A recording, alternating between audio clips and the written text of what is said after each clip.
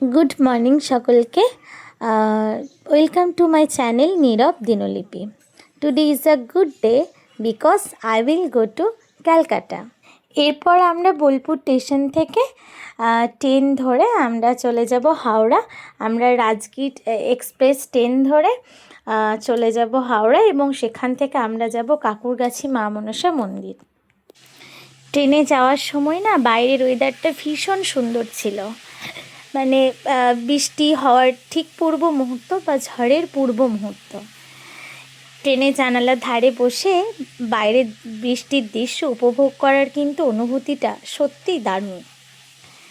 তো যাই হোক, ট্রেনের ছন্দে বৃষ্টির অবিরাম শব্দ, ঝাপসা সবুজ প্রকৃতি, কাচের গায়ে বৃষ্টির ফোঁটা, ছবিগুলো যেন এক আবেগঘন মুহূর্ত তৈরি করে। এই সৌন্দর্য উপভোগ করতে করতে আমরা পৌঁছে গেছি হাওড়া। এরপর আমরা একটা উবের বুক করে হাওড়ার ব্রিজ দিয়ে পেরিয়ে যাচ্ছি এবার আমাদের গন্তব্যস্থলে। এই যে সামনে দেখা যাচ্ছে হাওড়ার ব্রিজ, আর এই ব্রিজের ঠিক দুই পাশে দেখা যাচ্ছে গঙ্গা নদী। খুব ভালো লাগছিল। উবের মধ্য দিয়ে আমরা এই সৌন্দর্য দেখতে দেখতে আমরা যাচ্ছিলাম।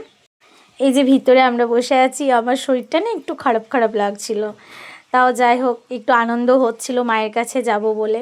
আর এই যে দিদি বসে আছে আর সামনে বোন বসে আছে। যাই হোক, অ্যাট লাস্ট আমরা পৌঁছে গেছি সেই মা মনসার মন্দিরে।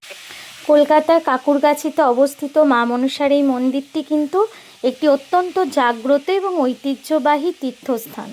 প্রত্যেক দিন প্রচুর ভক্ত তাদের মনস্কামনা পূরণের জন্য এখানে আসেন। এই মন্দিরের অনেকটা আগে থেকেই কিন্তু একটা বিরাট লাইন পড়ে যায় এবং সেই লাইনে সবাই ভক্তরা দাঁড়িয়ে থাকেন।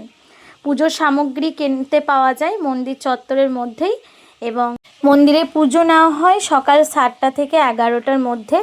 12টার মধ্যে কিন্তু মন্দির পুরোপুরি বন্ধ থাকে, আর রবিবার ভক্তদের জন্য মন্দিরটি কিন্তু বন্ধ।